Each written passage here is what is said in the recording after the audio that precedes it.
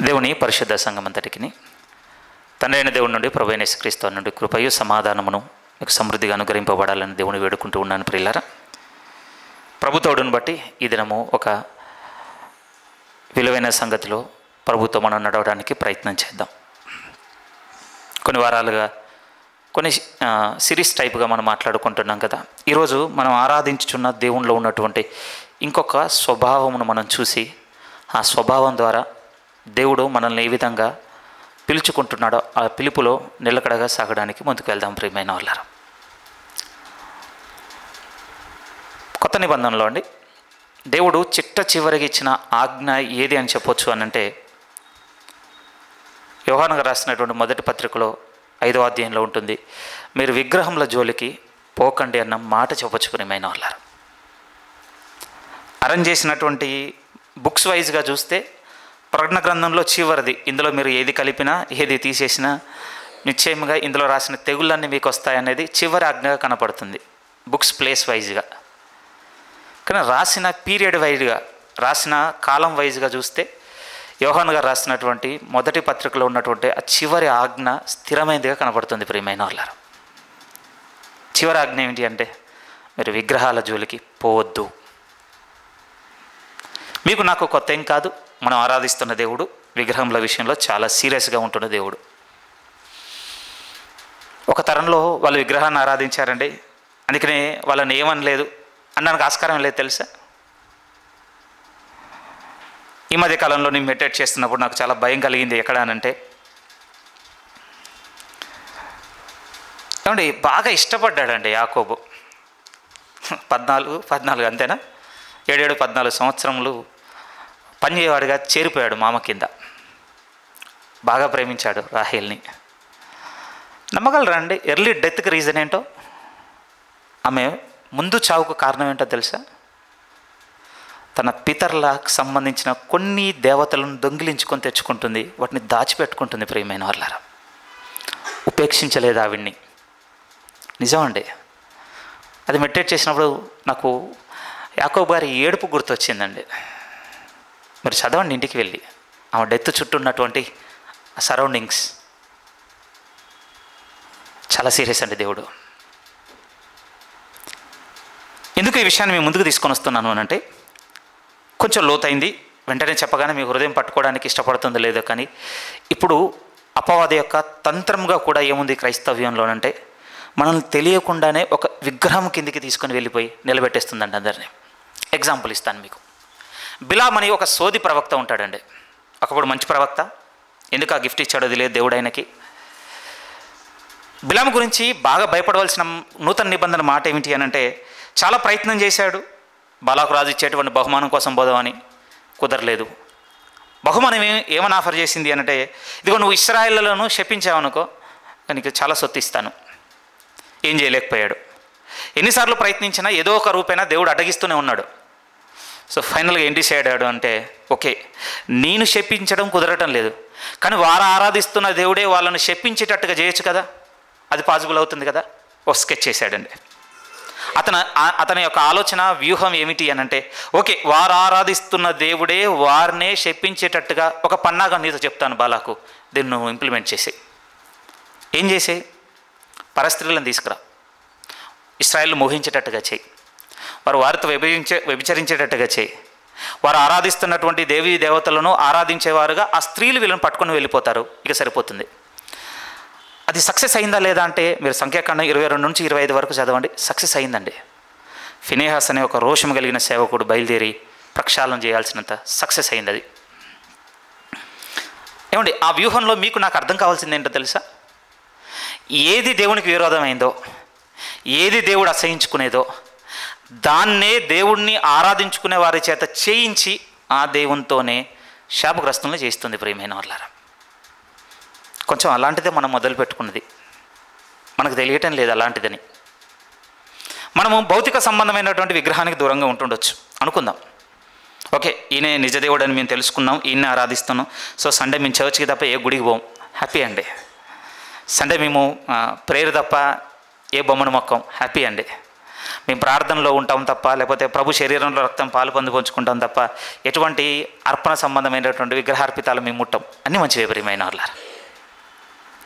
కానీ ఈ నవశకంలో మనం చూడగలిగితే స్కీమ్ మారినట్టుగా తోస్తుందండి. కొంచెం కష్టమే మీరు అంగీకరించటం. వీరు ఏ దేవుడు సజీవుడని ఆరాధించుకుంటున్నాడో ఆ దేవుణ్ణే విగ్రహంగా చేసి ఆరాధించుకునే గుంపులో కలిపేస్తే అవ్వలేదా అంటే అయినట్టుగానే ఉందండి. అందుకోసం మనం స్థిరంగా ఒక రిఫరెన్స్ని రిపీటెడ్గా దాన్ని మనం చూస్తున్నాం. అలానైనా మన హృదయంలోనికి వస్తుందండి. మళ్ళీ అక్కడికి వెళ్ళిపోదాం. కీర్తనల గ్రంథము 115లోనికి రండి. కీర్తనల గ్రంథము 115వ అధ్యాయము 4-8 వాక్యాలు ఉన్న భాగాన్ని మనం చదువుకుంటున్నాం ప్రతిసారి. మళ్ళొకసారి చదువుకొని ఈరోజు వర్తమానంలోనికి వెళ్ళిపోదాం. కీర్తనల గ్రంథము 115వ అధ్యాయం 4 నుంచి ఉన్న లేఖనం ఏమని చెప్తుంది అంటే, వారి విగ్రహములు వెండి బంగారువి, అవి మనుష్యుల చేతి పనులు. వాటికి నోరుండి పలకవు, కనులుండి చూడవు, చెవులుండి వినవు, ముక్కులుండి వాసన చూడవు, చేతులుండి ముట్టుకొనవు, పాదములుండి నడవవు, గొంతుకతో మాట్లాడవు. ఇదైతే నిజమే, ఆ భౌతిక సంబంధమైన విగ్రహం గురించినటువంటి వివరణ, అగ్రి. ఇవి మనకు కూడా తెలుసు. కానీ మనం నిర్లక్ష్య పెట్టింది ఇప్పటి నుంచి చాలా స్థిరంగా చూడడానికి సాగుతుంది. ఏ వాక్యం అంటే కిందిది 8వ వాక్యంలో ఉంది అంటే, ఇక వాటిని చేయువారును వాటిని ఆరాధించు వారందరూ, విగ్రహమును చేయువారును విగ్రహమును ఆరాధించు వారందరూ ఆ విగ్రహములను పోలి ఉన్నారు. కొంచెం అదే చాలా స్థిరంగా ఆలోచిస్తున్నాం ప్రియమైన వాళ్ళ. మరి ఇప్పుడు మనము ఆరాధిస్తున్న దేవుణ్ణి పోలి మనం ఉన్నామా లేదా అని కొన్ని అడుగులు వేస్తున్నాం కదా. ఈరోజు ఇంకొక అడుగు వేద్దాం. అసలు మనం ఆరాధిస్తున్న దేవుడు ఏమై ఉన్నాడో వాక్యం నుంచి చూద్దాం ప్రియమైన వాళ్ళారా. ఎందుకంటే అలా ఉన్న ఆ దేవుణ్ణి ఆరాధిస్తున్న వారు అలానే ఉంటారట. ఆశ్చర్యకరంగా నేను ఈ సిరీస్లో మీతో మాట్లాడే ప్రతి వర్తమానం దేవునిలో ఉన్నది మనల్ని చెయ్యమంటుందే మాట్లాడడానికి సిద్ధపడుతున్నానండి. ఆయనలో ఉన్నది మనల్ని చేయమంటుంది. ఆయన మాట్లాడే దేవుడుగా ఉన్నాడు. మన మాట ఎలా ఉండాలో దేవుడు మనతో మాట్లాడి ఉన్నాడు. మీరు సత్యమును అనుసరించి ప్రవర్తించాలని మనసు నిలుపుతున్నందుకు సంతోషపడుతున్నాను ప్రియమైన వాళ్ళారా. ఆ సత్య సంబంధులుగానే ఉందాం. మన మాట విషయంలో జాగ్రత్తగా ఉందాం. ఈరోజు ఇంకొంచెం స్థిరమైందండి, కొంచెం లోతైంది. మన హృదయం పట్టుకోవడానికి కొంచెం నిర్లక్ష్య పెట్టే సందర్భంగా ఉన్నటువంటి విషయాన్ని మాట్లాడాలనుకుంటున్నాను. ఇది కొంచెం స్థిరమైంది. మన దేవుని గురించి చెప్పుకుంటే ఆయన ఏమన్నాడంటే, నేను వెలుగుగా ఉన్నాను అన్నాడంటే దేవుడు. మనం ఆరాధిస్తున్న దేవుడు ఇప్పుడు మనకి ఏ విధంగా అర్థం కావాలంటే ఆయన వెలుగు ప్రియమైన వాళ్ళారా. ఇది కొంచెం నన్ను బాధ పెట్టిందండి. ఒక 4 సంవత్సరాల నుంచి బాధపడుతూనే ఉంది. ఇంకా ఏ విషయం అనంటే, మనకు దేవుడు ప్రేమ అన్న విషయం తొందరగా ఎక్కేసింది ప్రియమైన వాళ్ళారా. ఎక్కేసిందన్న పదంగా తొందరగా మన దగ్గరకు వచ్చేసిందండి. కానీ నిజం చెప్పనా మీతో, అసలు మనకు కొంచెం కూడా అర్థం కాలేదండి దేవుడు ప్రేమ అన్న పదం. ఎందుకు ఆ మాట నేను అంటున్నాను అంటే, బాగా వినండి ప్రియమైన. నేను కొన్ని స్టేట్మెంట్లు రాసుకున్నానండి. దేవుడు ప్రేమ అని మనకు అర్థం కావాలంటే ముందు మనకు ఏం అర్థం కావాలంటే తెలుసా అండి? లిస్ట్ చెప్తాను, బైబిల్లో ఉన్న లిస్టే. దేవుడు వెలుగని అర్థం కావాలి, దేవుడు నీతి అని అర్థం కావాలి, దేవుడు సత్యం అని అర్థం కావాలి, దేవుడు దహించు అగ్ని అని అర్థం కావాలి, దేవుడు యథార్థవంతుడు అని అర్థం కావాలి. ఇలాంటి పదాలన్నీ ఉన్నాయండి, టైటిల్స్ అయినవి అవన్నీ. ఇవన్నీ అర్థమైతేనే ఏ పదం మనం ఆపాదించుకోగలమంటే దేవుని ప్రేమ అనే ఒక అండర్స్టాండింగ్కి రాగలమండి. అందుకోసం ఒక పూర్వ సేవకుడు తన సంఘంలో ఎప్పుడు చెబుతుంటాడు, చాలా ఇష్టమైన మాటనే, నాకు ఫేవరెట్ స్టేట్మెంట్ కూడా. నువ్వు దేవుణ్ణి నమ్ముతున్నావు అనేది దేవునికి అసలు విషయమే కాదు. ఇంకా యథార్థంగా ఏదో అనవసరమైన విషయం కూడా అది. కానీ ఎలాంటి దేవుణ్ణి నమ్ముతున్నావు అనేదే దేవునికి ముఖ్యమైన విషయం. ఇక్కడ నేను దేవుణ్ణి నమ్ముతున్నాను, దయ్యములు కూడా నమ్ముచున్నవి. ఏంటండి యూజ్? యాకోబు గారు అడుగుతారు, ఏంటి యూజ్? ఈరోజు మనం కూడా దేవుణ్ణి నమ్మేస్తున్నాం ప్రియమైన వాళ్ళరా. సున్నితంగా అడుగుతున్నాను, మెల్లని స్వరంతా, ఏం ప్రయోజనం చెప్పండి? ఎందుకు ఏం ప్రయోజనం అని ప్రశ్నిస్తున్నానంటే, నమ్మిన దేవుడట అండి మనల్ని ఖచ్చితంగా కదిలించేవాడుగా ఉంటాడట. కదిలించేవాడుగా అంటే ఫిజికల్ మూవ్మెంట్ గురించి కాదండి. మనం ఆరాధిస్తున్న దేవుడు మనల్ని మార్చేవాడుగా ఉంటాడు. మారటం లేదు అని అంటే వాటిని ఆరాధించేవారును వాటిని పోలి ఉన్నారంతే. అవి మాట్లాడవు, చూడవు, వినవు, కదలవు. వాటిని ఆరాధించేవారు వాటిని పోలి ఉన్నారు. మరి ఈయన మాత్రం వేరే అంటుంటే ఆ వేరు మనలో కనపడాలి కదా. అందుకోసం స్థిరమైన మాట ఏమి అక్కడ నేను ఎక్స్ప్లెయిన్ చేయను. చూడండి, యోహాను మొదటి పత్రికలోనికి వస్తే ఇక్కడే మనం చూడగలము. ఎందుకంటే కన్క్లూజన్ కదా, బైబిల్ అంతటికీ కన్క్లూజన్ బుక్స్ అండి. యోహాను సువార్త కావచ్చు, యోహాను పత్రికలు కావచ్చు. చూడండి ఏమని మాట్లాడుతుందో దేవుని పరిశుద్ధ లేఖనం మనతో. యోహాను మొదటి పత్రిక 1వ అధ్యాయము 5వ వాక్యం. ఒక సేవకుడు చెప్తే నాకు కూడా ఆశ్చర్యం అనిపించింది ప్రియమైన వారలారా. ఆయన అన్నమాట ఏంటి అంటే, ఆయన బైబిల్ అంతట్లో అత్యంత భయమును గొలిపే మాటగా దాన్ని చూస్తుంటాడు. Most terrifying verse in my entire Bible reading అన్నాడండి ఆయన. నేను షాక్ అయ్యాను. అసలు నాకెప్పుడు అనిపించలేదు ఏంటి ఇట్లా. అత్యంత భయం గొలిపే మాటగా ఎప్పుడు చూసుకుంటాడటండి ఆ వాక్యాన్ని. ఆ వాక్యం ఇప్పుడు మనం చదవబోతున్నాం. చదవగానే ఇందులో అంత భయం ఏముందని మనకు అనిపిస్తుండొచ్చు, బట్ అర్థం కావాలి ప్రియమైన వాళ్ళారా. యోహాను మొదటి పత్రిక 1వ అధ్యాయము 5వ వాక్యం. మేము ఆయన వలన విని ప్రకటించు వర్తమానమేమనగా, అంటే ఒక మెసేజ్ అటండి, అంటే కంటిన్యూస్గా చెప్పబడుతుందట. అసలు ఎంత కంటిన్యూస్గా అంటే అసలు మొదటి నుంచి చెప్పబడుతుంది అంటాడండి ఈ సువార్తలో, ఈ సేవకుడు ఈ పత్రికలోనే. మొదటి నుంచి వింటున్నటువంటి వర్తమానం ఇదే. ఏంటి ఆ వర్తమానం అంటే, దేవుడు వెలుగై ఉన్నాడు. చదివేసామండి మనం, అయిపోయింది. ఇందులో భయం ఏంచి వచ్చిందో నాకు ఇంకా నేను వెతుకుతున్నానంటే, నిజంగా వెతుకుతున్నాను. నాకు ఎందుకు కనపడటం లేదే దేవా ఆ వెలుగు. ఆ సేవకుని నువ్వు ఒక వెలుగుతో తట్టావు, అతను భయపడుతున్నాడట ఈ మాట చదవగానే. నాకెందుకు కలగటం లేదు. మనల్ని కలుపుకొని మాట్లాడితే మనకు కలగటం లేదు. చూడండి, కలగటం లేదు. ఇప్పుడు మనం చదివిన లేఖనం అంతా ఏం చెప్తుందంటే, దేవుడు వెలుగై ఉన్నాడు అని చెప్పబడింది ప్రియమైన వాళ్ళారా. అన్ని వెలుగులలో ఈయన శ్రేష్టమైన వెలుగు అనటం లేదు, ఈయన ఒక ముఖ్యమైన వెలుగు అనటం లేదు. అలాంటి ఆర్టికల్స్ ఏం లేవండి అక్కడ. సరే, తెలుగులో అంటే మనకు ఈ ఆర్టికల్స్కి పెద్ద ప్రయారిటీ కనపడినట్టుగా ఉంటుంది, కానీ ఇంగ్లీష్లో మీరు చూస్తే ఎటువంటి ఆర్టికల్ అక్కడ చేర్చలేదండి అసలు. స్థిరంగా చెప్పాలి అంటే దేవుడు వెలుగుగా ఉన్నాడట ప్రియమైన వాళ్ళారా. ఏంటి దాని అర్థము? పోనీ యోహాను గారు ఈ మాట రాస్తున్నప్పుడు ఏ ఆలోచనతో రాస్తున్నాడు ఆ మాటని? లేకపోతే ఇలా చెప్తాను, పరిశుద్ధాత్మ దేవుడు యోహాను గారిని ప్రేరేపించి తండ్రి అయిన దేవుని గురించి ఏ వర్తమానం చెప్పాలనుకుంటున్నాడు మనకి? వెలుగని సంబోధించడంలో ఏం చూపించాలనుకుంటున్నాడు ఇక్కడ దేవుని గురించి?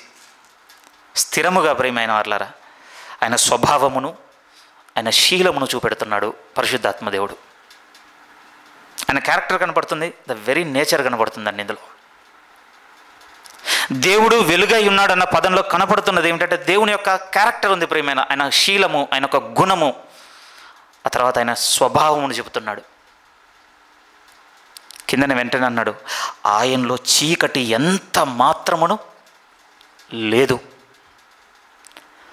ఏమండి, ఇప్పుడు నేను చెప్పాలనుకుంటున్నా ఈ రిఫరెన్స్ మీకు కొత్తదేం కాదు, కానీ నేను చెప్పాలనుకుంటే ఆలోచన కొత్తది. ఏంటి ఆ ఆలోచన కొత్తది అని అంటే, దేవుడు వెలుగై ఉన్నాడని మనందరికీ తెలుసు ప్రియమైన వాళ్ళారా.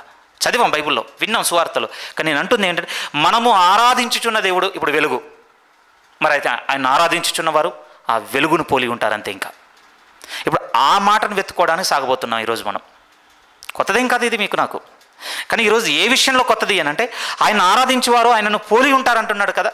ఇప్పుడు ఆయన వెలుగు అయితే ఆయన ఆరాధించుచున్న నేను వెలుగుగా ఉంటానన్న ఆ వెలుగు, ఆ నడకకు, లేకపోతే దాన్ని వెంబడించుకుంటూ సాగాలి ఈరోజు మనం. కానీ ముందు చూపెడుతున్నాడు దేవుడు, తనను గూర్చి చెబుతూ అంటున్నాడు, నేను వెలుగు, నా ఇందు చీకటి లేదు. మనకు బాగా తెలుసు ప్రియమైన వాళ్ళారు. మనం కూడా ఎలా చెప్పాలండి, ఈజీగా గుర్తుపట్టగలమండి వెలుగును చీకటిని. మీరేమన్నా వెలుగు దగ్గర చీకటి దగ్గర ఏమన్నా మోసపోతారా? అలాంటి డిసెప్షన్ ఏమి ఉండదండి ఇక్కడ. ఇప్పుడు మీరు చెప్పండి, ఇది వెలుగా చీకటి అంటే ఏమని చెప్తారు? వెలుగు. నాకు కొంచెం టైం ఇవ్వు, కొన్ని టెస్టులు చేయాలి, నేను ఇంకో నలుగురిని అడగాలి, ఇది నాకు డౌట్గా ఉంది, ఇది చీకటి అన్నాల్లో వెలుగు అన్నాల్లో నాకు తెలియటం లేదు. నథింగ్ అండి, అట్లాంటిది ఏమి ఉండదు. అదే లేట్ నైట్ లేకపోతే 10 or 12 మిమ్మల్ని బయట తీసుకొచ్చి ఇదేంటి చెప్పనగానే మళ్ళీ డౌట్ ఏం పట్టరు మీరు నేను. అది చీకటి, ఇది వెలుగు. అంటే వెలుగు స్వభావమును చీకటి స్వభావమును భౌతికంగా మనం గుర్తించగలం ప్రియమైన వాళ్ళారు. ఇంకోటి కూడా చెప్పగలం, నోరు జారి కూడా మనం ఎక్కడ కూడా చీకటిని వెలుగనం, వెలుగుని చీకటి అనం అంటారా? అనమండి. అయితే ఇప్పుడు మనకు అర్థం కావాల్సింది ఏంటంటే, దేవుని వైపు నుంచి మనకు కొంత వెలుగు తెలియాలి ప్రియమైన వాళ్ళారు. ఇప్పుడు ఏంటి ఆయన నేను వెలుగునని చెప్పటంలో? ఇంకొంచెం సున్నితంగా చెప్తాను, దగ్గరికి తీసుకొచ్చేది. దేవుడు తనను వెలుగుతో పోల్చుకుంటున్న దాంట్లో దేనికి గుర్తుగా ఇస్తున్నాడంటే, ఏమండి, ఆయనలో ఉన్నటువంటి నీతికి గుర్తుగా చెప్తున్నాడు, ఆయనలో ఉన్నటువంటి పరిశుద్ధతకు గుర్తుగా చెప్తున్నాడు, ఆయనలో ఉన్నటువంటి పవిత్రతకు గుర్తుగా చెప్తున్నాడు. నేను వెలుగును అనంటే అందులో కనపడుతున్న ఇవి ప్రియమైన వాళ్ళారా. ఆయనలో ఏం కనపడుతున్నాయంటే నీతి కనపడుతుంది, యథార్థత కనపడుతుంది, సత్యం కనపడుతుంది, పరిశుద్ధత కనపడుతుంది, పవిత్రత కనపడుతుంది, మంచి కనపడుతుంది. ఇవే ఉన్నాయండి. కానీ ఆయన అంటున్నాడు, నా యందు చీకటి ఏ మాత్రమునూ లేదు. చీకట్లో ఏం చెప్పొచ్చు అని అంటే మనకు తెలిసిన పదాలు ప్రియమైన వాళ్ళారా, దుర్నీతిని చెప్పొచ్చండి, అన్రైచియస్నెస్. లేకపోతే ఈవిల్ చెప్పొచ్చు ప్రియమైన వాళ్ళారా, దుష్టత్వము. ఇంకా చాలా పదాలు తీసుకురావచ్చు కదా. డెత్ అని చెప్పొచ్చండి, చీకట్లో మరణాన్ని. లైన్ కూడా చెప్పొచ్చండి, అసత్యమును. ల్యాక్ ఆఫ్ లవ్ అంటాం కదండి, ప్రేమరాహిత్యం, చీకటికి గుర్తులండి ఇవన్నీ. ఏమండి, ఒక పదం బాగా తెలుసు, కానీ ఆ పదం మనల్ని ఎక్కడికి నడిపించలేకపోయింది అని అంటే, ఇప్పుడు నేను ఇలాంటి దేవుణ్ణి ఆరాధిస్తాను, నేను ఈయనను పోలి ఉండాలి కదా అన్న వెలుగులోనికి నడిపించలేకపోయింది. అందుకే నేను మీతో చెప్తున్నాను ప్రియమైన వాళ్ళ, ఏది దేవుడో ఆ దేవుని చేతనే వీళ్ళను శపించేవారిగా చేస్తే నా మార్గం సులువు అవుతుంది కదా. దేవుడు వెలుగన్న విషయం అన్ని సంఘాల్లో అందరి క్రైస్తవులకు తెలుసు ప్రియమైన వాళ్ళరా. ఆయన వెలుగైతే ఆయన ఆరాధించుచున్న నేను వెలుగులో నడుచుకోవాలని అనుకుంటున్న క్రైస్తవ్యం ఎంత ఉంది ఇప్పుడు. యథార్థంగా చెప్పనండి, నా జీవితంలోనూ కూడా కరోనా దినాలు రానంత వరకు నాకు కూడా తెలియదండి వెలుగు. అప్పుడు రిఫరెన్స్ తెలియదంటే తెలుసు, దేవుడు అన్న వెలుగు రిఫరెన్స్ తెలుసు, కానీ ఏం తెలియదు. ఆయన వెలుగై ఉన్న ప్రకారం నేను వెలుగులో నడుచుకోవాలన్నటువంటి కట్టుబాటు నాకు లేకుండే. మనది ఒక కట్టుబాటు కలిగిన జీవిత పిలుపు ప్రియమైన వాళ్ళారా. అందుకోసం అంటున్నాడు, చదివేద్దాం మాటలు. యోహాను మొదటి పత్రిక 1వ అధ్యాయం 5-6 వాక్యాలను చదువుతున్నాను. మేము ఆయన వలన విని మీకు ప్రకటించు వర్తమానమేమనగా, దేవుడు వెలుగై ఉన్నాడు, ఆయన యందు చీకటి ఎంత మాత్రమును లేదు. ఆయనతో కూడా సహవాసము గలవారమని చెప్పుకొని చీకటిలో నడిచిన ఎడల మనం అబద్ధమాడుచు సత్యమును జరిగింపక యుందుము. రిపెంట్ అవ్వగలమండి. రెఫరెన్స్ దగ్గర ఈరోజు మనం మారు మనసును అందగలమా? 6వ వాక్యం దగ్గర చదవగానే మారు మనసును అందడాలని ప్రేరేపింపబడుతున్నామా? అలా అయితే సరిగ్గా అర్థమవుతున్నట్టు దేవుడు మనకు. అవును తండ్రి, నువ్వు వెలుగై ఉన్నావని నేను తెలుసుకున్నాను, నీతో సహవాసం కలిగి ఉన్నాను నేను చెప్పుకుంటున్నాను, కానీ నేను మాత్రం చీకట్లోనే ఉన్నాను, వెలుగులో నడుచుకోవటం లేదు, నన్ను క్షమించు అని ఒక కేక కావాలండి హృదయంలో నుండి. దయచేసి ప్రియమైన వాళ్ళారా, మనం బిలాం చేసిన తప్పైతే చేయొద్దండి. దేవుని చేతనే దేవుని శాపం మన మీదకి కొని తెచ్చుకునే వారంగా మాత్రం బతకొద్దు ప్రియమైన వాళ్ళారా. అలా చేయొద్దు అని అంటే మీ ఆరాధనలో నా ఆరాధనలో దేవుడు విగ్రహంగా నిలిచిపోకూడదు ప్రియమైన వాళ్ళారా. ఆయనను మనం మార్చేవాడుగా ఉండాలి, ఆయన మనను తన రూపంలోకి తీసుకుని వెళ్ళేవాడుగా ఉండాలి, ఆయన క్రియ చేయి దేవుడుగానే ఉండాలి. నిశ్చేష్టంగా కదలని వానిగా ఒక రాయిగా మిగిలిపోకూడదు మన జీవితంలో. ఈరోజు ఒక పిలుపు ఏంటంటే, నేను వెలుగు, నన్ను ఆరాధించేవాడు వెలుగులో ఉంటాడు. బాగా జాగ్రత్తగా చూడండి, ఈ రెఫరెన్స్ చాలా ఇంపార్టెంట్ అండి. దేవుని గురించి మీకు ఎక్స్ప్లెయిన్ చేయని అవసరం లేదు, ఆయనలో ఉన్నది తెలిసిపోతుందండి. ప్రతి వారము మనకు తెలుసు ఎంత వ్యత్యాసం ఉంది అని అంటే, చీకటికి వెలుగుకి ఎంత వ్యత్యాసం ఉందో దేవునికి మనకు అంత వ్యత్యాసం ఉంది ప్రియమైన వాళ్ళ. ఇంకా ఏమి అరమరికలు చెప్పలేము అక్కడ. పోనీ మీరు చీకటిని వెలుగుని ఒక దగ్గర బంధించగలరు అనుకుంటున్నారా? ఇంపాసిబుల్ అంటే. నేను కూడా చెప్తాను ప్రియమైన వాళ్ళ, వెలుగుకి ఎంత స్ట్రెంగ్త్ ఉంటుందో చీకటికి ఎంత వీక్నెస్ ఉంటుందో మనకు తెలియాలి. వెలుగుకి ఎంత బలం ఉంటుంది అని అంటే, చీకటిని పారద్రోలగలదు, డ్రివెన్ అవుట్ అనమాట, అంతే, తీసేయగలదు. కానీ చీకటికి ఏ శక్తి ఉండదో తెలుసా? వెలుగుని ఏమీ చేయలేదండి చీకటి. అంత జెట్ బ్లాక్ అయిపోయింది అనుకోండి ఇప్పుడు మన చుట్టూ ఉన్నటువంటి ఈ స్పేస్. మీరు చూడండి, ఈ చీకట్లో ఒక్క చిన్న కాంతి రేఖ చాలు ప్రియమైన వాళ్ళారా డివైడ్ చేసి పారేయడానికి, అంతే. ఇంత చిన్న కాంతి రేఖని అంత చీకటి ఉంది కదా ఏమైనా చేయగలుగుతుంది అనుకుంటున్నారు? ఏమీ చేయదండి. అంత వ్యత్యాసం దేవుంది అంత వ్యత్యాసం. ఇంకా స్థిరంగా చెప్పాలి అని అంటే, మనకు తెలిసినంత వరకు ప్రియమైన వాళ్ళారా, ఇప్పుడు స్పేస్ ఎలా కనపడుతుంది అంటే చీకటితో ఉన్నట్టుగా కనపడుతుందండి. కానీ ఈ స్టార్స్ లేకముందే, ఈ సన్ లేకముందే, ఈ మూన్ లేకముందే ఒక వెలుగు ఉందని చెప్పబడిందండి. ఇంకా బైబిల్ భాషలో మీతో చెప్పాలంటే, అసలు దేవుడు మొట్టమొదటగా క్రియేట్ చేసింది ఏంటి అని అంటే, బైబిల్ బట్టి చెప్పొచ్చు, వెలుగు కాక అని పలకగానే వెలుగు కలిగాను. ఎలా చెప్పొచ్చు? ఆయనలో ఉన్న ద వెరీ నేచర్ పెట్టేశాడటండి. ఆయనలోకి వెలుగు ఎలా వచ్చింది? ఆయనలో వెలుగు ఎవరు పెట్టారు? అదేంటి? అసలు లేనే లేదు. ఎందుకంటే అది ఎవరు క్రియేట్ చేయలేదండి, ఇంకొకరు దాన్ని వినాశం కూడా చేయలేంది. తెలుసా ప్రియమైన వాళ్ళ, ఎందుకంటే కొంచెం మీకు సైన్స్ చెప్తే బాగుంటుందేమో ఇక్కడ, అప్పుడప్పుడు నేను కూడా చదువుకొని రావాలేమో కొన్ని. ఎందుకంటే ఒకటి వేవ్ థియరీ అని ఒకటి ఉందండి, పార్టికల్ థియరీ అని ఒకటి ఉందండి. నేను కూడా ఉదయం చదువుతున్నాను, ఓ ఇది భలే ఉంది అనిపించింది. మీరు జస్ట్ మీరు రాసి పెట్టుకోండి, గూగుల్ చేయండి. కొంచెం చదివే ఇంట్రెస్ట్ ఉంటే మీరు ఇంటికి వెళ్ళి చదువుకోండి వికీపీడియాలో. వేవ్ థియరీ అని ఒకటి ఉంది, పార్టికల్ థియరీ అని ఒకటి ఉంది. ఈ రెండు ఏం చెప్తున్నాయి లైట్ థియరీ గురించి అమే చదువుతారండి మీరు, చాలా బాగున్నాయి, చదువుకోండి. అంతకుమించి నేను చెప్పను. నాకు ఏమర్థమైంది అని అంటే, ఇంకంతే, ఎవరు దాన్ని సృష్టించలేరు, ఎవరు దాన్ని వినాశనం చేయలేరు. ద వెరీ నేచర్ ఎవరిది అని బైబిల్ చెప్తున్నాడంటే అది నాది అంటున్నాడు దేవుడు. చాలా ప్రత్యేకమైందండి. మీకు ఏ విధంగా చెప్పగలను, ఒక టైటిల్ ఉంది ప్రియమైన వాళ్ళ దేవుని గురించి, యాకోబు పత్రిక 1:17 ఉన్నది. ఆయన జ్యోతిర్మయుడు అని చెప్పబడింది అక్కడ. ఫాదర్ ఆఫ్ లైట్ అని ఉంటుంది తెలుగు అనువాదం మనకు అర్థం తెచ్చుకునే భాషలకు తెచ్చుకుంటే. జ్యోతిర్మయుడు అన్న పదంలో అర్థం ఏంటంటే ఆయన వెలుగు, ఒక తండ్రిగా ఉన్నాడు. ఏమండి, ఇప్పుడు నేను చూపించిన ఈ 10 నిమిషాల ఈ ఎక్స్ప్లెనేషన్ దేనికి సంబంధించిందంటే మన దేవునిలో ఏ స్వభావం ఉందో మీకు చూపించాను. ఆయన క్యారెక్టర్ అంటే మీ కళ్ళ ముందు పెడుతున్నాను. ఆయన అంటున్నాను, నాది వెలుగు, నాలో పరిశుద్ధత ఉంది, నాలో నీతి ఉంది, నాలో పవిత్రత ఉంది, నాలో సత్యం ఉంది, ఇవి నాలో ఉన్నవి, నాలో జీవం ఉన్నది. అది ఆయన వివరణ. ఇప్పుడు ఆయన ఆరాధిస్తున్న మన గురించి మనం మాట్లాడుకోవాలి. ఈ 40 నిమిషాలు ఇదే మాట్లాడుకోవాలి ప్రియమైన వాళ్ళ. ఇప్పుడు దయచేసి రండి ఎఫెసీయులకు రాసినటువంటి పత్రిక, ఎఫెసీయులకు రాసిన పత్రిక 5వ అధ్యాయం. చాలా లోతైన అధ్యాయం ప్రియమైన వాళ్ళారా. అందులో ఉన్నటువంటి మొట్టమొదటి వాక్యం అని ఉంటుందో తెలుసా? జస్ట్ ఇమిటేట్ గాడ్ అని ఉంటుందండి, సింపుల్గా అంతే. మీరు దేవుణ్ణి ఇక ఇమిటేట్ చేసేయండి. ఎఫెసీయులకు రాసిన పత్రిక 5వ అధ్యాయం మొదటి వాక్యం మనకుంది. ఒకసారి మళ్ళీ ఒక వారం మనం మాట్లాడుకుంటాం ప్రేమ అన్న భాగంలో, ఎందుకంటే అక్కడ చెప్పబడిన భాగంలో అది ఉంది కనుక. మీరు దేవుని పోలి నడుచుకునుడి అన్న పిలుపు ఉంది చూడండి. పిలుపు కంటే కమాండ్, ఆజ్ఞ అది మనకి. వినండి, హృదయంలో పెట్టుకోండి, సంతోషపడండి, చెప్పడానికి వాడుకోండి. ఇవేవి కావండి అక్కడ చెప్పింది పౌలు గారు. నడవండి దేవుని పోలి. 8వ వాక్యం నుంచి ఇక మన మెడిటేషన్ ఇప్పుడు 8 నుంచి చూద్దాం. 8 నుంచి ఇప్పుడు మనతో ఏమని మాట్లాడుతుందో లేఖనం చూడండి. మీరు పూర్వమందు చీకటి అయి ఉంటిరి. వెరీ వెరీ ఇంపార్టెంట్ అండి రిఫరెన్స్. ఆల్మోస్ట్ అండి మనం మర్చిపోయాం, రిఫరెన్స్ని ఆల్మోస్ట్ మర్చిపోయాం. ఎందుకంటున్నా అంటే మనకు తెలియకుండానే మనల్ని మనం గొప్పగా ఊహించుకోవడం మనకు అలవాటైంది ప్రియమైన వాళ్ళారా.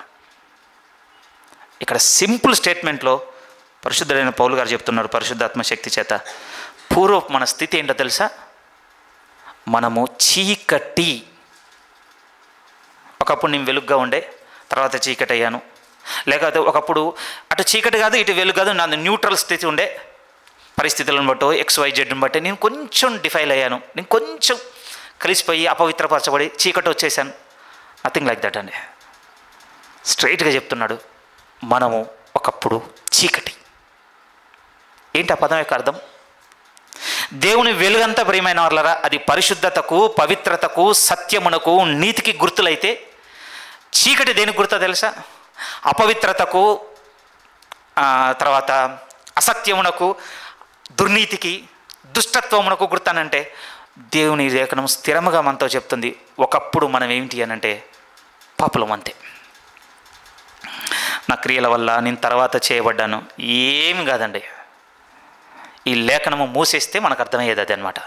కానీ ఈ లేఖనం దగ్గరకు వచ్చి చూసుకోగలిగితే కనపడే వెలుగు ఏంటంటే దేవుని లేఖనం మీకు నాకు చెప్తుంది మనము చీకటి. ఎందుకు ఇంతగా ఒత్తుతున్నాను ఈ వాక్యాన్ని? ఎందుకు ఇంతగా ఒత్తుతున్నాను అని అంటే ఆ తర్వాత దేవుడు మనకిచ్చింది అర్థం అవ్వడానికి చెప్తున్నానండి. అందుకని అంటున్నాడు 8 నుంచి చదువుతున్నాను చూడండి మొత్తం. మీరు పూర్వమందు చీకటి అయి ఉంటిరి, ఇప్పుడైతే ప్రభువునందు వెలుగై ఉన్నారు. అంటే కంప్లీట్ కాంట్రాస్ట్ అండి. మీతో ఏ విధంగా చెప్పగలను? అసలు ఫిట్ అవ్వంది మన జీవితంలోనికి వచ్చేసింది అంటున్నాడు దేవుడు. నిజం ప్రియమైన వాళ్ళారా. చాలా ఇప్పుడు డే బై డే రీడింగ్లో కొంచెం పద్ధతి మారిందండి. ఇప్పుడు హృదయానికి చాలా మాటలు వస్తున్నాయి. వీటి అర్థాలు ఇంతకాలం ఎందుకు అర్థం కాలేదని బాధపడుతున్నాను. అయ్యో ఇవి కదా నేను అత్యధికంగా ఆనందంతో అసలు గంతులు వేస్తూ దేవునిలో నేను ఉల్లసించవలసిన మాటలు ఇవి కదా అని ఇప్పుడు కనపడుతున్నాను. అందులో ఒక మాట ఏంటంటే అసలు నేను ఇప్పుడు వెలుగయ్యనున్న మాట, అసలు ఈ భూమి మీద మనకు ఏది ఇవ్వనంత ఆనందాన్ని ఇవ్వాలి ప్రియమైన వాళ్ళారా. మన ధనము, మన ఇల్లు, మన కార్లు, మన బట్టలు, మన బంగారం, వీటి కంటే పైకి వచ్చి మనల్ని గంతులు వేస్తానుగా చేయాలి. అసలు మనం వెలుగవడం ఏంటండి అసలు? ఎందుకంటే నాకు ఈ పదం మీ మీ హృదయానికి ఏ విధంగా తీసుకురావాలో తెలియటం లేదు ప్రియమైన వాళ్ళ. ఒకప్పుడు మనము చీకటి, కంప్లీట్ కాంట్రాస్ట్ జరిగింది అంటున్నాడు దేవుడు. ఏమంటారు? ఇప్పుడు ప్రభువు నందు వెలుగై ఉన్నాం మనం. మీతో అంటున్నాను, ద వెరీ నేచర్ అని చెప్పుకుంటూ వస్తున్నానుగా, అది మనకి ఇచ్చేసాడటండి.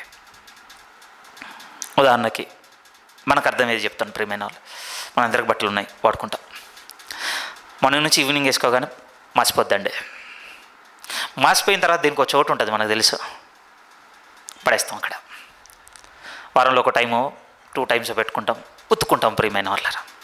సరే, ఉతుక్కుంటాము అంటే పదంలో మిషన్లో వేస్తారనుకుందాంలేండి. అదే ఇప్పుడు ఈజీ కదా. మళ్ళీ కొత్తగా అయిపోద్దండి, అదే తెల్లగా అవుతుంది. తెల్లగా అవ్వనండి, మనం వాడినప్పుడు ఎక్కడైతే పడేసామో అక్కడ అస్సలు పెట్టలేమండి. మన మనసు ఒప్పుకోదు, పాసిబుల్ అవ్వదు తెలుసండి. అస్సలు మన కాన్షియస్ ఏమాత్రం కూడా అగ్రీ చేయదు. ఎందుకంటే అది ఉండవలసిన చోటు వేరు, ఇది ఉండవలసిన చోటు వేరు. ఈ రెండింటిని ఒక దగ్గర పెట్టడం అనేది మన మనస్సు అంగీకరించదు. పెడదామన్నా తప్ప చెప్పండి, పెడదామన్నా తప్ప, పాసిబిలిటీ ఉన్న విషయమే. కానీ ఎంత ఇబ్బంది ఉంటుంది అని అంటే మన మనసు అసలు ఒప్పుకోదు. అమ్మో, ఈ రెండింటిని కలపనే కలపొద్దు, ఇది తెల్లగా చేయబడింది, ఇది మురికిది. దేవుడు అంటున్నాడు ప్రియమైన వాళ్ళ, ఇక్కడ ఉన్న మనల్ని ఇక్కడికి మార్చాను అంటున్నాడు. సంతోషం ఉందా అండి ఈరోజు మనకి ఈ విషయంలో? నేను అడగాలనుకున్న మాట అది. మీకు సంతోషం ఉందా? నేను దేవునిలో వెలుగై ఉన్నానన్నటువంటి విషయం మిమ్మునను నన్ను సంతోషమునకు గురి చేస్తుందా?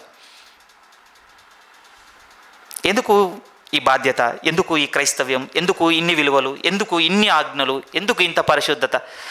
ఎందుకు ఎందుకు ఎందుకు ఎందుకు అనే క్వశ్చన్లు మన దగ్గర ఉన్నాయి. కానీ అసలు ఇవి ఎందుకు అనంటే దేవుని స్వభావం మనదైనందుకు ప్రియమైన వాళ్ళారా. ఇప్పటి నుంచి అట అండి, మన వ్యక్తిత్వం ఎలా ఉండాలట అంటే అసలు ఈ శరీర సంబంధిగా బతకడానికి మనం ఇబ్బంది పడేటట్టుగా ఉండాలట ప్రియమైన. ఎందుకంటే ఇప్పుడు స్వభావం మారిందండి, మనది స్వభావం మారింది, ఒక నూతనం చేయబడిపోయింది, ఒక కొత్తది అయిపోయింది.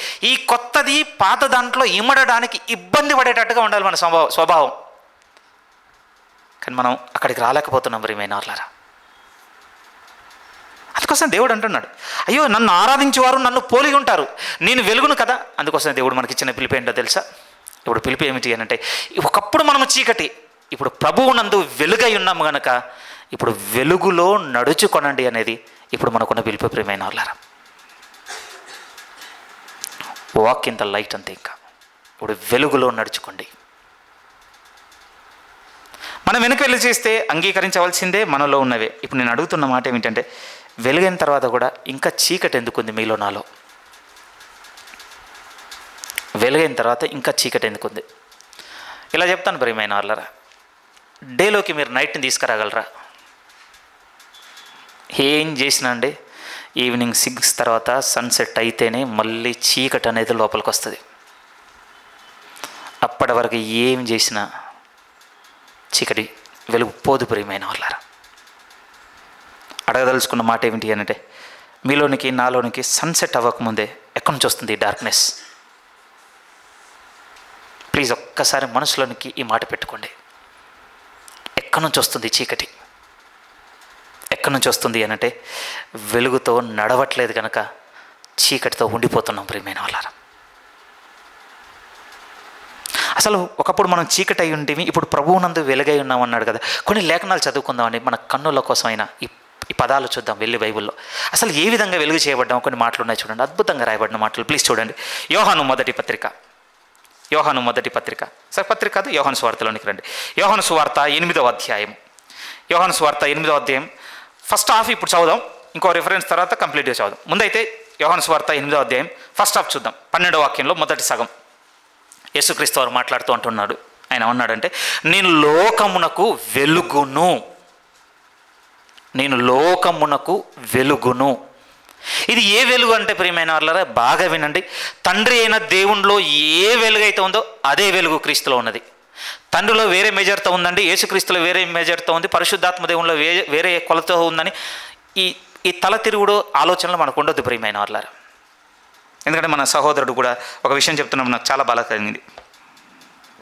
మన సహోదరుడు వెళ్ళండి కొంచెం ఇబ్బందులకు గురైనటువంటి ఒక విషయం విన్నారు ఆయన. అది నాతో పంచుకుంటే నాకు కూడా చాలా ఇబ్బంది అనిపించింది. ఇంత తల తిరుగుడు ఏంటి మనకి?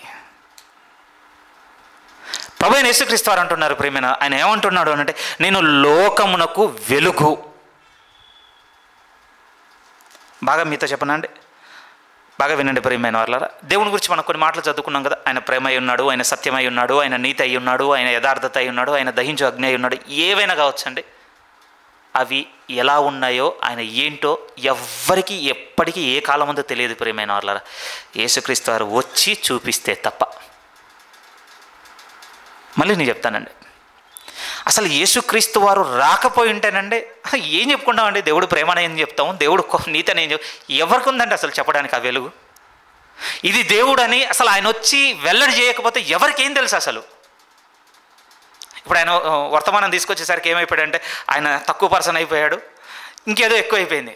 అసలు ప్రభువైన యేసుక్రీస్తు వారు ఆయన నోటి సాక్ష్యం ఇస్తారు, నేను లోకమునకు వెలుగును.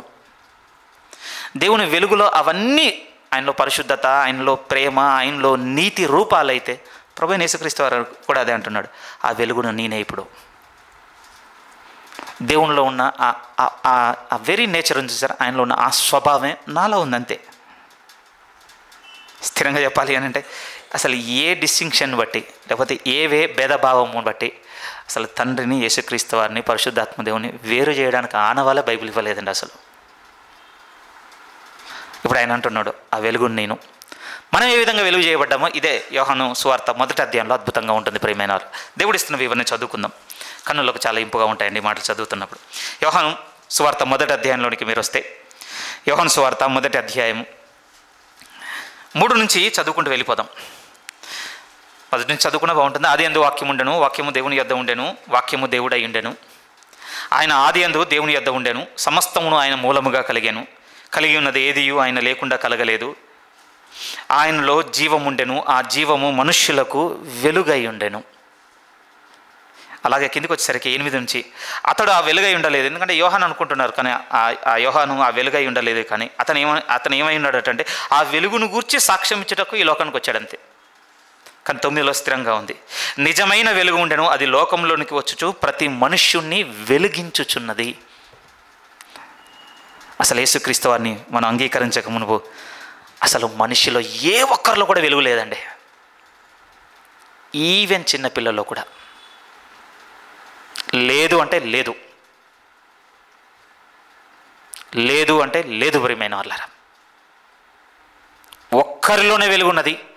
ఆ ఒక్కరి వెలుగు బట్టే ఈరోజు మనం వెలుగుగా చేయబడ్డాం తప్ప అసలు మనిషిలో వెలుగు అన్నదే లేదు. ఏముంది? భ్రష్టత్వం ఉందండి. పిల్లోడి దగ్గర నుంచి పండిపోయి చచ్చిపోయి ముసలోడి దాకా మనిషిలో చీకటే ఉన్నది. మీరు ఎవరిని చూపిస్తారో చెప్పండి మంచితనానికి గుర్తుగా లోకంలో?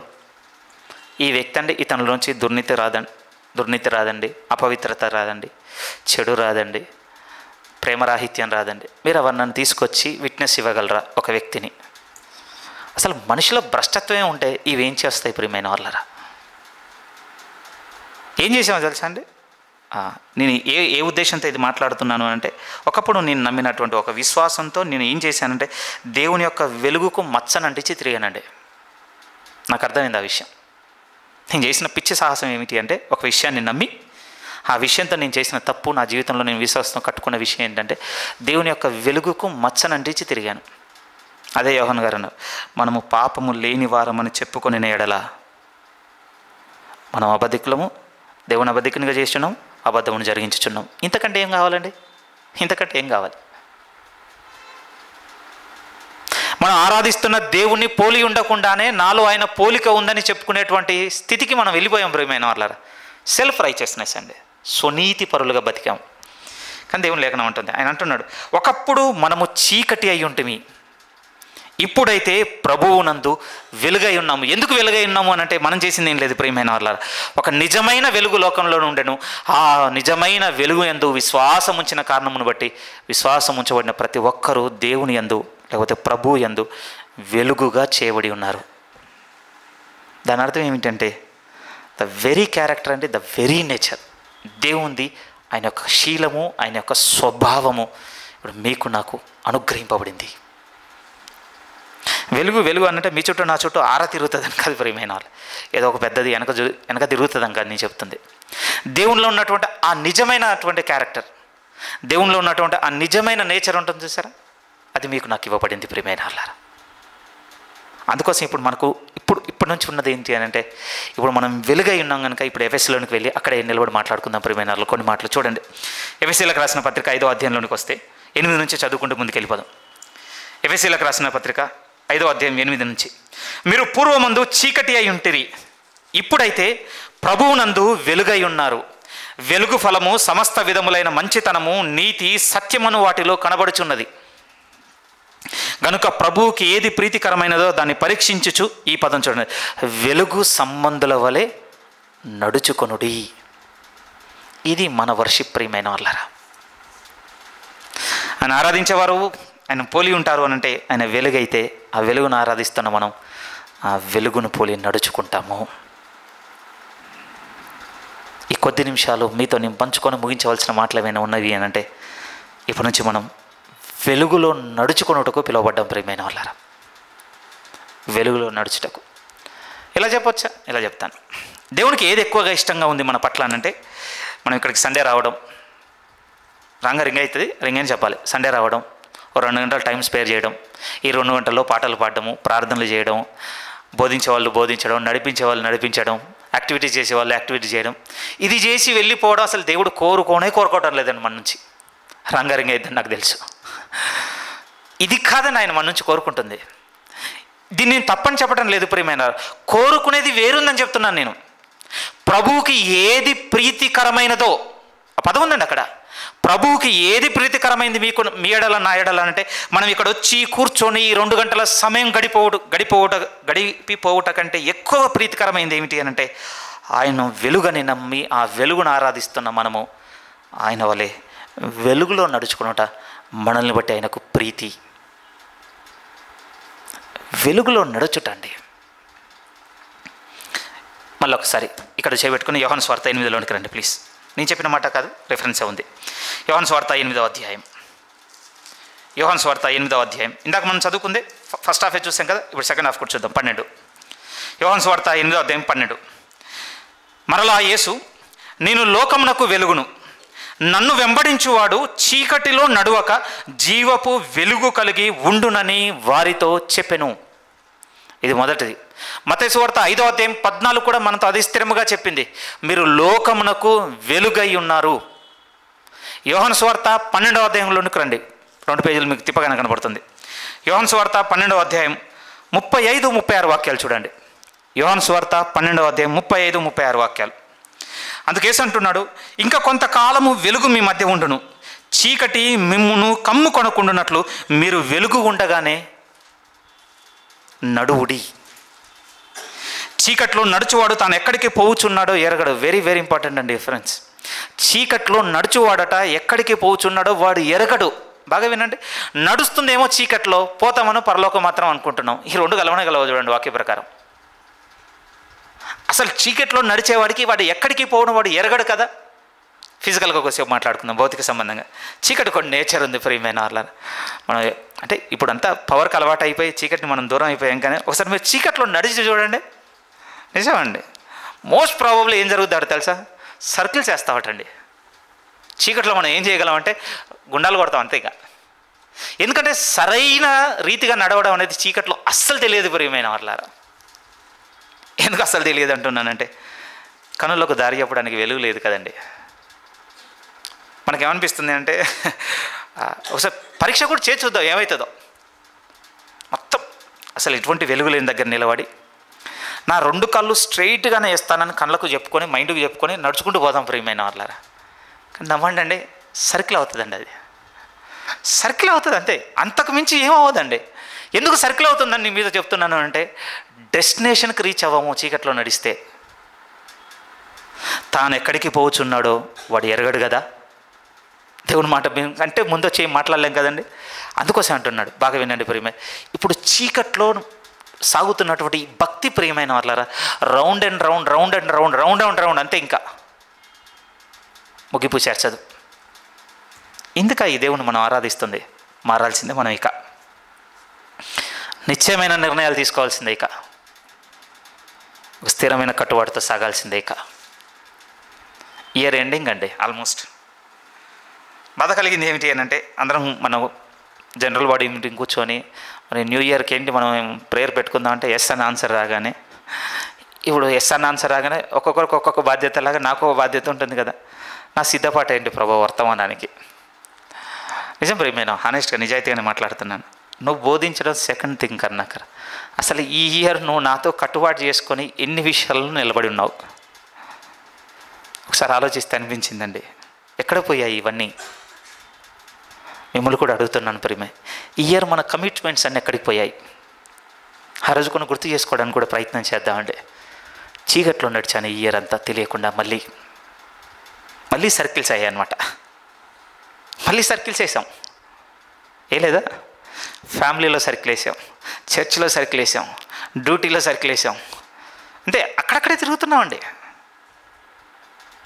అదే ప్రభు అంటున్నాడు. మళ్ళీ చదువు 35 బాగుంటుంది ప్రియమైన 35. అందుకే యేసుక్రీస్తు వారు అంటున్నాడు, ఇంకా కొంతకాలము వెలుగు మీ మధ్య ఉండును, చీకటి మిమ్మును కమ్ముకొనకుండానట్లు మీకు వెలుగు ఉండగానే నడువుడి.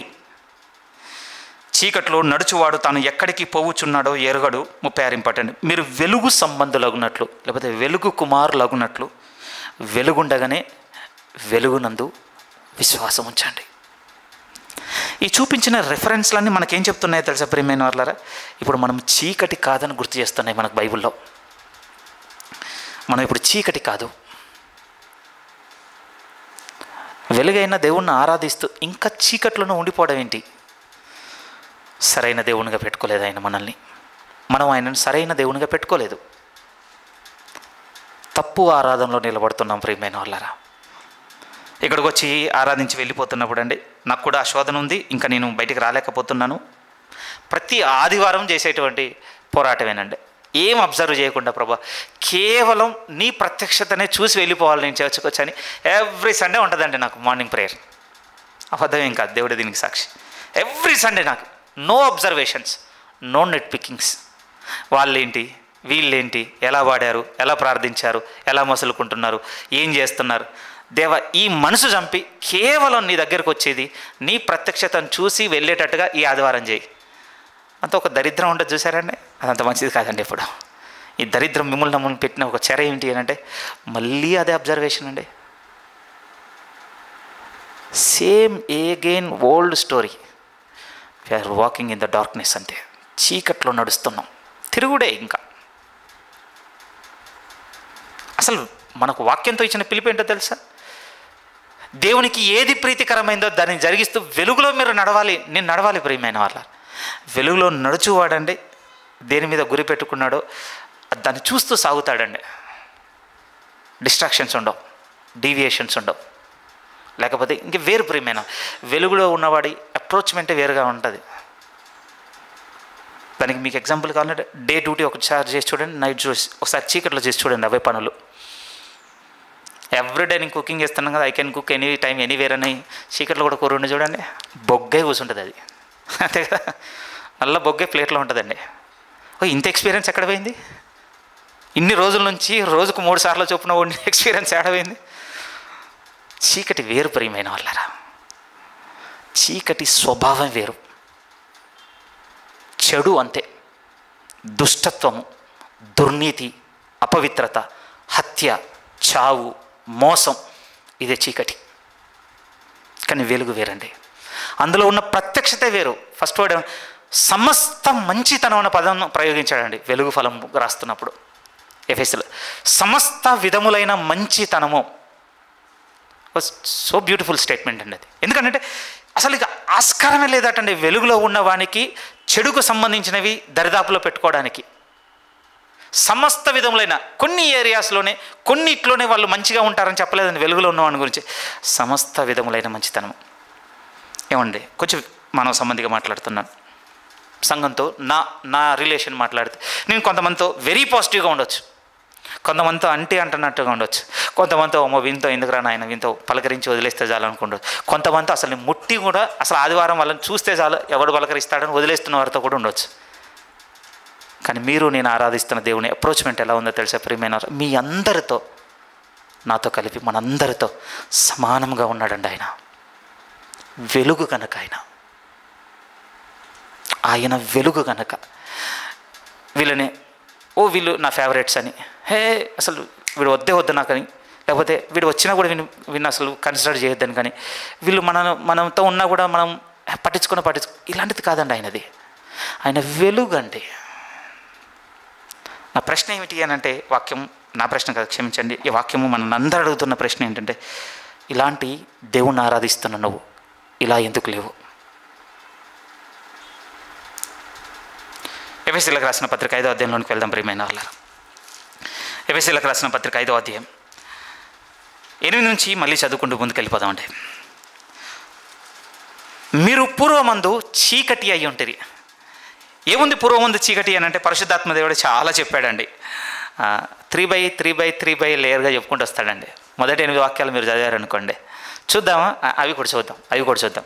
ఒకసారి 3వ వాక్యం చూద్దాం. ఫస్ట్ 3వ వాక్యంలో ఏమంటున్నాడు? చీకటి గురించి వివరణిస్తూ, మీలో జారత్వమే కానీ, ఏ విధమైన అపవిత్రతే కానీ, లోభత్వమే కానీ వీటి పేరైనను ఎత్తకూడదు, ఇదే పరిశుద్ధులకు తగినది. చీకట్లో ఒకప్పుడు మనలో ఇవి ఉన్నాయండి: జారత్వము, అపవిత్రత, లోభత్వము. సెకండ్ 3 లేయర్ చూడండి ఏమనుందో. 4వ వాక్యం, కృతజ్ఞతావచనమే మీరు ఉచ్చరింపవలను కానీ, బూతులైనను, పోకిరి మాటలైనను, సరసోక్తులైనను మీరు ఉచ్చరింపకూడదు. సెకండ్ లేయర్ అండి, చీకటి గుర్తులు. అవి చీకటి మన యందు ఉన్నది అనడానికి చెప్పినటువంటి మాటలు. వెలుగులో కూడా ఇంకా ఈ పోకిరి మాటలు ఏంటి మనతో? వెలుగులో కూడా ఇంకా ఈ సరసోక్తులు ఏంటి మనతో? వెలుగులో ఇంకా ఈ వ్యర్థమైన మాటలేంటి? మీరు కృతజ్ఞతావచనమే ఉచ్చరింపవలను. ఈ పదం చాలా బాధ పెట్టాలండి మనల్ని. కృతజ్ఞతావచనమే ఉచ్చరింపవలను. మన నోటిని దాటి వస్తున్నటువంటి ఈ పెదాల శబ్దం ఏంటి ఈరోజు? కృతజ్ఞత ఉందా అందులో? కొంచెం బాధ అవుతుందండి. ఇలా అంటే బౌండరీస్ పెట్టుకుంటూ వెళ్తే సైలెన్సే ఉంటుందా దేవా నాతో? వ్యక్తిగతంగా అనిపించేది సైలెన్సే ఉంటుందా? నమ్మండి ప్రియమైన వాళ్ళని, నేను ఒకటి విట్నెస్ ఇవ్వగలను. ఈ సైలెన్స్ తర్వాత అసలు లైఫ్ మొదలైద్దండి మనతో. ఈ సైలెన్స్ కావాలి మనకి. మిగతా విధంగా చెప్పగలను ప్రియమే. రెస్టరేషన్ ఎలా ఉంటుంది అంటే, పునరుద్ధరణ ఎలా ఉంటుంది అని అంటే, మైనస్ నుంచి 0కి రావాలండి. 0 వచ్చిన తర్వాత ప్లస్ మొదలవుద్ది. ప్లీజ్, నాకు చెప్పడానికి ఇంకేం లేదు నా మైండ్లో. మనం చాలా మైనస్లోకి వెళ్ళిపోయాం ప్రియమైన. అక్కడి నుంచి 0కి రావాలండి. 0కు రావాలంటే రావాలి. 0 నుంచి ఇక ప్లస్ కనబడుతుంది. 3/3 లేయర్ అదే ఉంది ప్రియమైన వాళ్ళారా. మీలో జారత్వమే కానీ, అపవిత్రతే కానీ, లోభత్వమే కానీ, మళ్ళీ అంటున్నాడు మీరు కృతజ్ఞతావచనం ఉచ్చరింపవలను కానీ, బూతులైనను, సరసోక్తులైనను, పోకిరి మాటలైనను. 3rd లేయర్ చూడండి. 3rd లేయర్ మళ్ళీ రిపీట్ చేస్తే 5లో అంటున్నాడు ఇవి మీకు తగవు. వ్యభిచారిణి అయినను, అపవిత్రుడైనను, విగ్రహారాధికుడై ఉన్న లోబి అయినను. ఫైనల్ స్టేట్మెంట్, క్రీస్తు యొక్కయు దేవుని యొక్క రాజ్యమునకు హక్కుదారుడు కాడని మనం నిశ్చయంగా తెలుసుకోవాలి ప్రియమైన వాళ్ళారా. ఒక బర్త్ రైట్ పోద్దటండి మనకి. బర్త్ రైట్ పోవడం మాత్రమే కాదట, చీకటిగా ఉంటే రెండోదే ఉన్నాడు తెలుసా? దేవుణ్ణి మనం బాధ పెట్టే వారం అవుతామట. కోపంతో ఆయన ఉగ్రత కూడా కుమ్మరిస్తాడని చెప్పేశాడు అక్కడ. ఇవి దూరం అవ్వడం మాత్రమే కాదు, అవిధేయుల మీదకి దేవుని ఉగ్రత నిశ్చయముగా వచ్చును. ఆయన చాలా హర్ట్ అవుతాడట ప్రియమైన వాళ్ళారా. ఎందుకంటే ఆయన వెలుగు గనుక. ఆయన ఆరాధించేవాడు వెలుగును ఆరాధించి చీకటిగా ఉండటం ఆయనకి ఇష్టం లేదండి, అస్సలు ఇష్టము లేదు నిశ్చయముగా. అందుకోసం ఒకప్పుడు మనం చీకటి అయి ఉంటేమి, కానీ ఇప్పుడు ప్రభువు నందు వెలుగై ఉన్నాం. మరి వెలుగు నా ఎందు ఉందని ఎలా తెలుస్తుంది? అది సమస్త విధములైన మంచితనము, నీతి, సత్యమును వాటిలో కనబడుచున్నది. సో దేర్ఫోర్ నేను చెప్పాలనుకుంటుంది పౌలు గారు ఏమన్నారు అని అంటే, ఇప్పుడు మీరు నేను చేయవలసింది, ప్రభుకి ఏది ప్రీతికరమైందో దాన్ని ఎల్లప్పుడూ చేయొచ్చు. వెలుగు సంబంధుల వలె మనం నడుచుకుందాము. అందుకోసం ప్రియమైన 2 రెస్పాన్సిబిలిటీస్ చెప్పి ముగించేస్తానండి. ఫస్ట్ రెస్పాన్సిబిలిటీ ఏమిటి అని అంటే, యోహాను సువార్తలోనికి రండి. ఇది very very very very essential. అంతే, ఇంకా ఇప్పటి నుంచి మనం వెలుగులో నడుచుకోవాలన్న కట్టుబాటు పెట్టుకుంటే, లేకపోతే ఇలా చెప్తాను, వెలుగై ఉన్న దేవుణ్ణి ఆరాధిస్తున్న నేను, ఆయన వెలుగై ఉన్న ప్రకారం నేను కూడా వెలుగులో నడుచుకోవాలంటే మీ మొట్టమొదటి అప్రోచ్మెంట్ ఏమై ఉండాలంటే ఈ రిఫరెన్స్ ప్రియమైన యోహాను సువార్త 3వ అధ్యాయం. యోహాను సువార్త 3వ అధ్యాయం 19, 20, 21 వాక్యాలు. ఈ రిఫరెన్స్ మనం ఎందుకు చూస్తున్నామంటే, దేవుణ్ణి ఆరాధిస్తున్న మనము, ఆయన వెలుగైతే ఆయన ఆరాధిస్తున్న మనము వెలుగులో నడుచుకోవాలంటే మొట్టమొదటిగా మనం చేయవలసింది ఇక్కడ రాయబడింది. ఏమనుంది అంటే 19 నుంచి నేను చదువుతున్నాను. ఆ తీర్పు ఇదే. 18కి వదిలేయండి ఆ రిఫరెన్స్, ఆ చిన్న ముక్క. వెలుగు లోకంలోనికి వచ్చెను, కానీ తమ క్రియలు చెడ్డవైనందున మనుష్యులు వెలుగును ప్రేమింపక చీకటినే ప్రేమించిరి. ఇప్పుడు మన మనుషులం కాదు, కొంచెం నొచ్చుకునే మాటే, ఇప్పుడు మన మనుషులం కాదు ప్రియమైన వాళ్ళ. మనుషులం కాదు అని చెప్పడంలో నా ఉద్దేశం ఏంటంటే, మనం క్రీస్తు సంబంధం అండి, శరీర సంబంధం కాదు, ఆత్మ సంబంధం మనం. సో ఇప్పుడు మళ్ళీ నేను వెలుగును ద్వేషించుకొని చీకటిని ప్రేమిస్తానన్న చోట మీరు నేను నిలబడకూడదు. ఇక మన బాప్తీసం దగ్గర దాన్ని మనం సిలువ వేసేసాం, పాతి పెట్టేశాం. నా వెలుగు నీ వెలుగు నాకు నచ్చింది ప్రభా. అందుకోసమే కదండి ఆ పదం కూడా ఉంది, తన ఆశ్చర్యకరమైన వెలుగులోనికి మనల్ని పిలిచిన వాని గుణాతిశయములను. మన బాప్తీసమే కదా పిలుపు. అప్పుడు మనం ఇంప్రెస్ అయ్యింది, అడ్మైర్ అయ్యింది దేనికట అంటే ఆయన ఆశ్చర్యకరమైన వెలుగుకి ఇంప్రెస్ అయ్యేటండి. ఆ రోజు మనకు తెలియకపోవచ్చు, నాకు కూడా తెలియదు, కానీ దేవుని వాక్యం చదువుతుంటే తెలుస్తుంది కదా, ఓ ఈ వెలుగు నన్ను అట్రాక్ట్ చేసింది, ఆ రోజు నచ్చింది. ఆ రోజు నచ్చిన వెలుగు ఈ రోజు ఎందుకు నచ్చడం లేదు? ఎందుకు నచ్చడం లేదు? ఇది పెయిన్ఫుల్గా ఉంది, అయితే మారలేదు ఇంకా మనం. కానీ అంటున్నాడు 19 నుంచి, వెలుగు లోకంలోనికి వచ్చాను కానీ తమ క్రియలు చెడ్డవైనందున మనుషులు వెలుగును ప్రేమింపక చీకటిని ప్రేమించేరి. 20 నుంచి చూడండి. దుష్కార్యము చేయు ప్రతి వాడును వెలుగును ద్వేషించును, తన క్రియలు దుష్క్రియలుగా కనపడకుండానట్లు వెలుగును వద్దకు రాడు. సత్యవర్తనుడైతే, సత్యవర్తనుడు అంటే సత్యాన్ని అమ్మేటోడని కాదండి, వర్తనుడు అంటే వర్తకుడని కాదు, జరిగించువాడు. వర్తనుడు అన్న పదం తెలుగు మనకు అర్థమయ్యే భాషలో మీనింగ్ ఏంటంటే జరిగించువాడు. సత్యమును జరిగించాలన్న ఆలోచనతో ఉన్నవాడైతే ఏం చేస్తాడట అంటే, తన క్రియలు దేవుని మూలముగా చేయబడి ఉన్నవని ప్రత్యక్షపరచబడినట్లు వెలుగు నొద్దకు వస్తాడట. ఎందుకు వెలుగు నొద్దకు వస్తున్నావు? ఎందుకు వెలుగు దగ్గరకు వస్తున్నావు? వెలుగు దగ్గరికి నథింగ్ బట్ ప్రియమైన వాళ్ళు దేవుని దగ్గరికి వెళ్తాడు, లేకపోతే దేవుని వాక్యం దగ్గరికి వెళ్తాడు, దేవుని ఉపదేశం దగ్గరికి వెళ్తాడు, దేవుని మాట దగ్గరికి వెళ్తాడు. ఎందుకు వెళ్తాడు అనంటే, తన క్రియలు దేవుని మూలముగా చేయబడ్డవో ఉన్నవో లేవో చెక్ చేసుకోవడానికి ఫస్ట్ మనం ఎక్కడికి రావాలి అనంటే మనం ఆ వెలుగును ఆశ్రయించాలి ప్రియమైన వాళ్ళ. ఏం చేస్తుంటే వెలుగు ఎప్పుడు కూడా అంటే, వెలుగుకున్న నేచర్ ఏమిటి అని అంటే చీకట్లో ఉన్నవి చూపిస్తుందండి వెలుగు, అంతే కదా.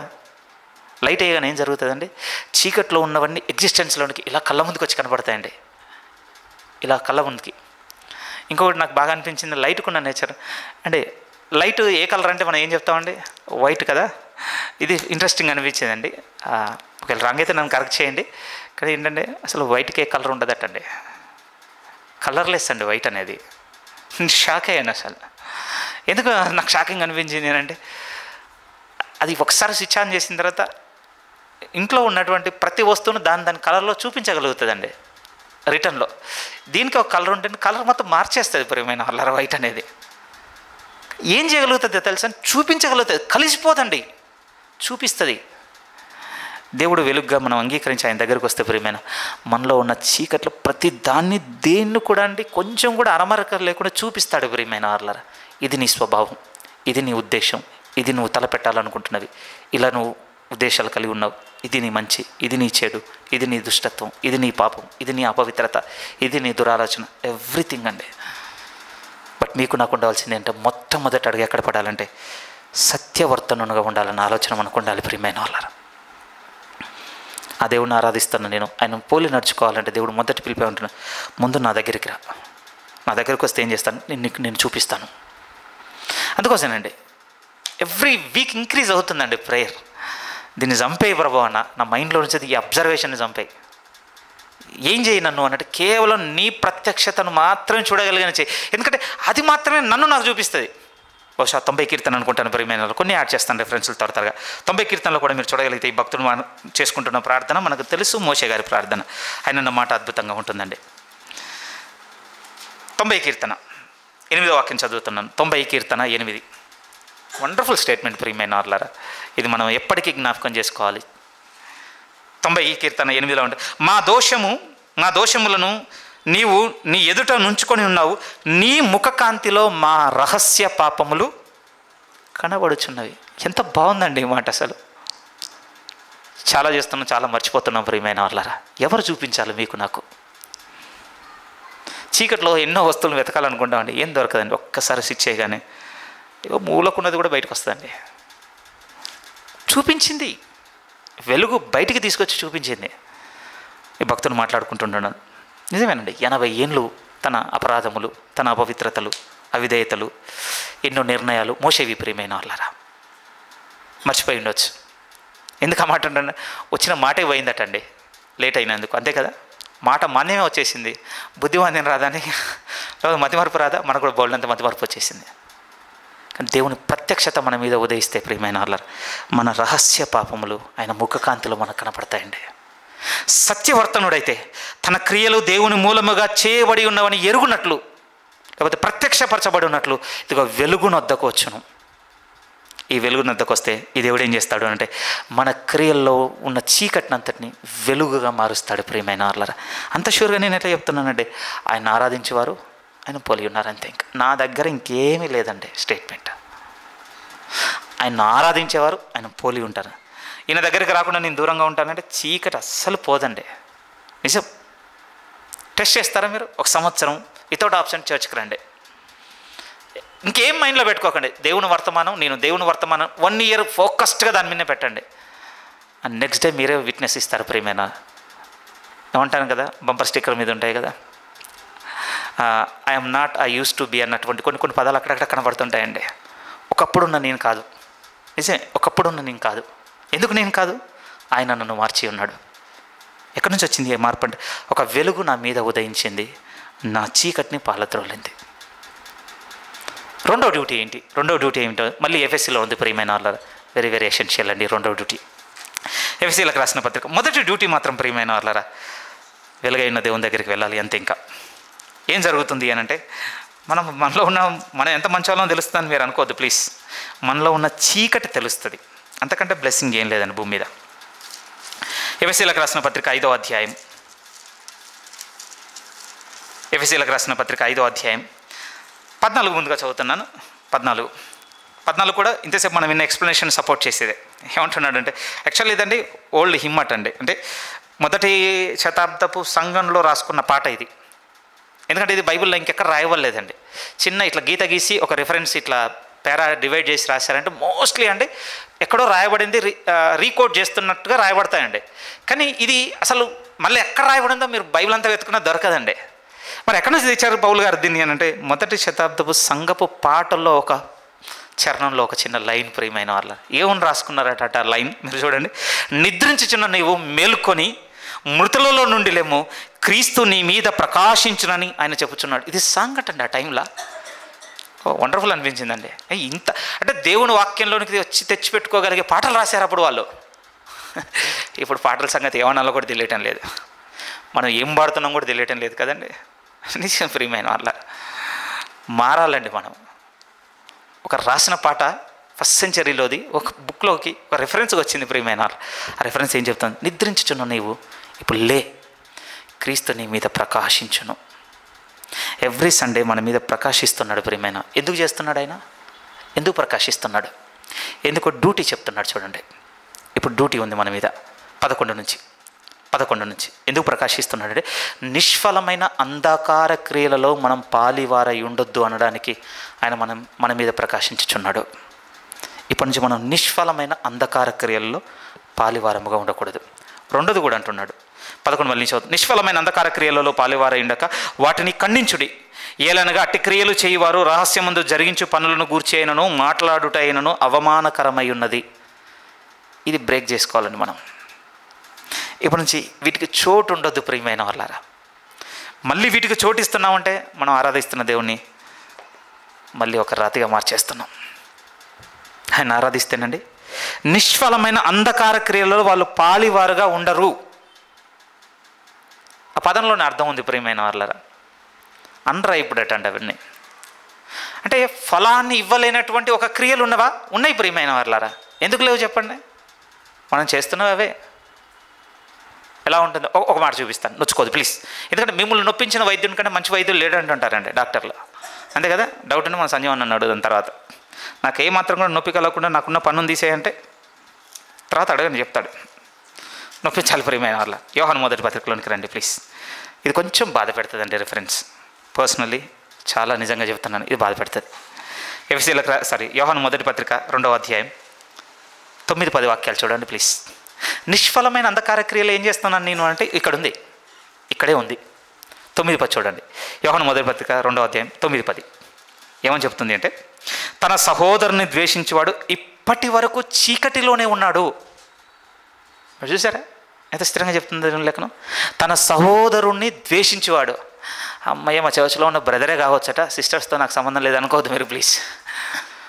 నవీన పురుషుడానికి నూతన నిబంధన రాయబడింది కనుక ఎక్కువ మేల్ పర్స్పెక్టివ్లో రిఫరెన్స్లు కనపడతాయండి.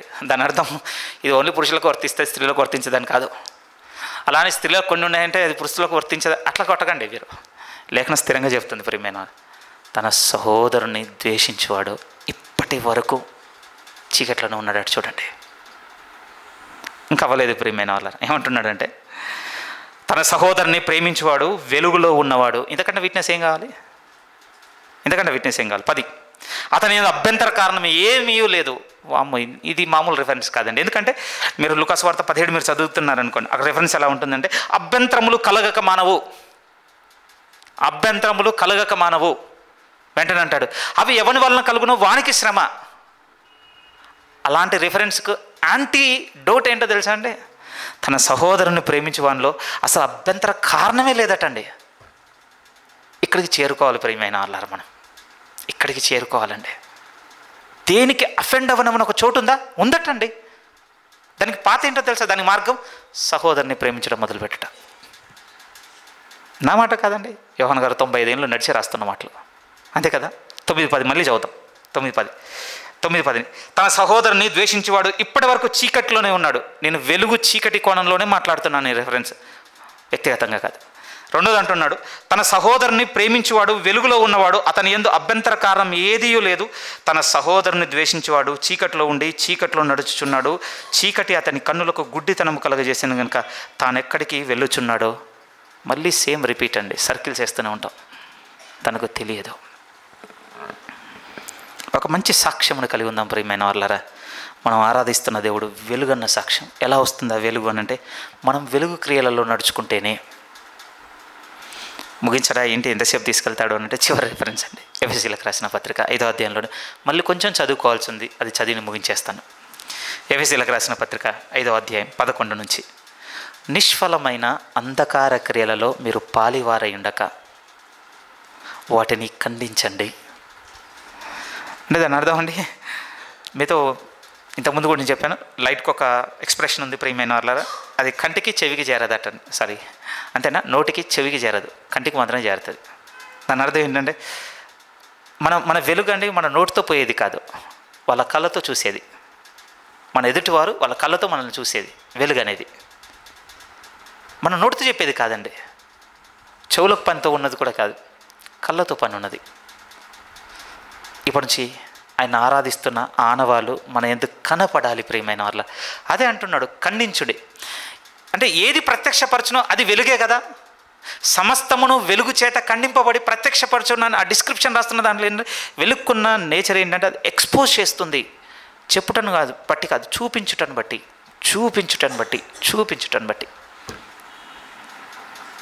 ఓకేనండి, నేను ఇలా చెప్తుండొచ్చు మీతో.